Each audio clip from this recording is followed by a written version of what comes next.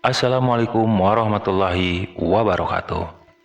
Sahabat misteri, kisah misteri kali ini ada sebuah cerita yang dialami Supardi. Dia mengalami sebuah kejadian yang membuatnya hilang ingatan atau gila, dan hampir saja sulit disembuhkan. Kalau saja benda yang dia bawa tidak segera dikembalikan kepada orang yang berhak menerimanya. Dan tidak berlama-lama, kita ikuti kisah selengkapnya.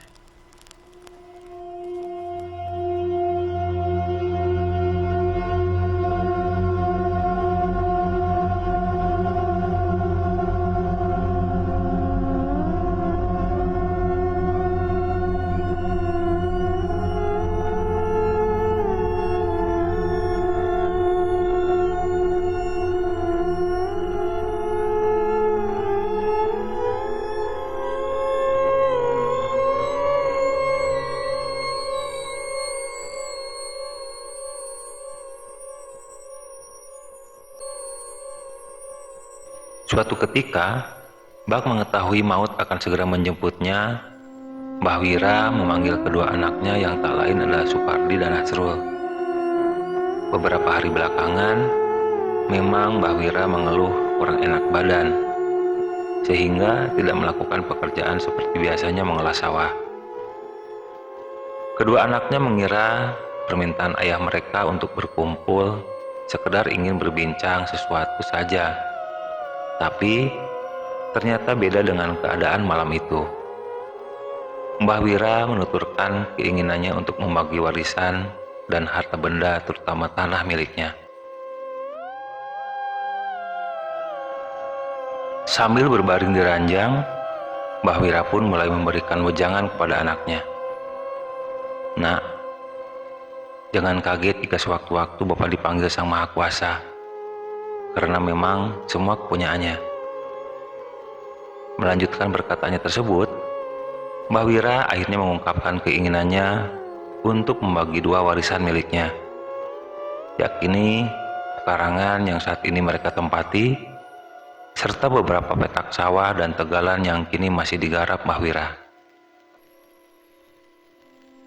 "Ini bukanlah akhir dari kekayaanku, juga bukan awal dari keseluruhan hak bagi kalian. Namun, jika butuh untuk acara selamatan, juga seluruh harta benda yang masih Bapak perlukan, maka ikhlaskanlah kalian untuk mencukupi berdua." Setelah pembagian tanah pekarangan dan sawah terselesaikan, berikutnya Mbah Wira meminta kepada Supardi untuk mengambil sebuah peti berisi beberapa benda yang berada di dalam almari pakaiannya. Ternyata di dalamnya terdapat sejumlah uang, emas perhiasan, serta beberapa benda pusaka yang kemudian dibagikan secara adil untuk kedua putranya itu. Secara keseluruhan, memang pembagian warisan telah adil. Namun, Supardi merasa kurang tepat jika salah satu pusaka tersakti, yakni sebuah keris bertuah, jatuh ke tangan adiknya. Dia merasa keris pusaka sakti mandraguna milik ayahnya itu lebih tepat jatuh ke tangannya daripada ke tangan Nasrul. Singkatnya, tepat 3 hari setelah pembagian tersebut, Mbah Wira menghembuskan napas yang terakhir, dan kedua anaknya melaksanakan apa yang diperintahkan kepada mereka. Setelah 7 hari kematian Mbah Wira, Supardi mendatangi Nasrul ke rumahnya dan berbincang perihal warisan keduanya yang dianggap kurang adil.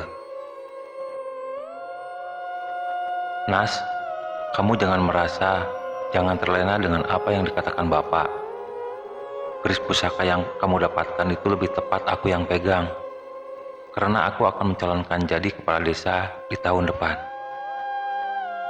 Ternyata keris pusaka yang diwariskan kepada Supardi diyakini memiliki tuah yang mampu menjunjung derajat seseorang. Bahkan, beberapa orang yang mencalonkan diri sebagai pejabat di wilayah tersebut pernah meminjam pusaka junjung derajat milik Mbah Wira.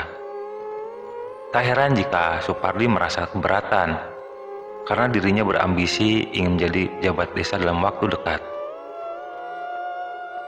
Singkatnya, karena mengalah dan tidak ingin terjadi keributan, Nasrul memberikan keris warisan ayahnya kepada Supardi.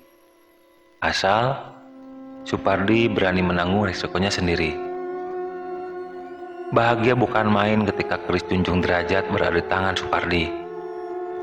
Dirinya telah terbayang akan mendapatkan pamor dan derajatnya akan naik di mata semua orang.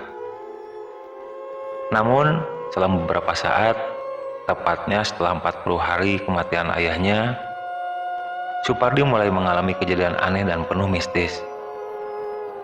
Dalam beberapa malam, Supardi bermimpi didatangi oleh seseorang berpakaian serba putih dan mengatakan jika dia tidak akan kuat. Namun tidak akan kuat dalam hal apa, Supardi sendiri tidak mengetahuinya. Beberapa hari kemudian, Supardi merasa meriang dan demam tinggi. Bahkan, saking panasnya sampai-sampai Supardi tidak sadarkan diri dan akhirnya dibawa ke rumah sakit oleh istrinya. Namun setelah siuman, seluruh keluarga merasa kaget karena Supardi terlihat seperti orang kebingungan dan tidak seperti biasanya. Rupanya Supardi mengalami gangguan kejiwaan yang tidak diketahui penyebabnya. Setiap menjelang pukul 12 malam, Supardi terlihat semakin gelisah, bahkan semakin terlihat ketidakwarasannya. Tak jarang dia keluar rumah malam-malam dan membuat keluarga bingung mencari keberadaannya. Anehnya setiap kali Supardi pergi, selalu saja ditemukan di tempat sepi, seperti tepi sungai, tengah pemakaman, hingga di bawah rumpun bambu. Menyadari kejanggalan tersebut, istri Supardi mencari bantuan terhadap orang yang diyakini memiliki kepekaan batin untuk mencari tahu sebab sang suami berubah seperti ini. Dari sana kemudian diketahui jika Supardi tidak kuat akan keris pusaka peninggalan dari ayahnya. Dan hanya ada satu jalan untuk mengembalikan kesehatan Supardi, yakni memberikan keris pusaka tersebut kepada ahli waris yang lebih berhak. Dari situ kemudian istri Supardi bergegas mengembalikan keris pusaka kepada adik kandungnya Supardi, yang tak lain adalah Nasrul. Beberapa saat setelah keris tersebut kembali ke tangan Nasrul, sang kakak perlahan berangsur membaik dan sembuh dari kegelisahan dan kebingungan seperti yang selama ini dia alami. Banyak tetangga yang mengatakan jika Supardi tidak layak dan tidak kuat menerima pusaka keris Junjung Derajat dari orang tuanya, sehingga mengalami kejadian seperti itu. Wallahu a'lam.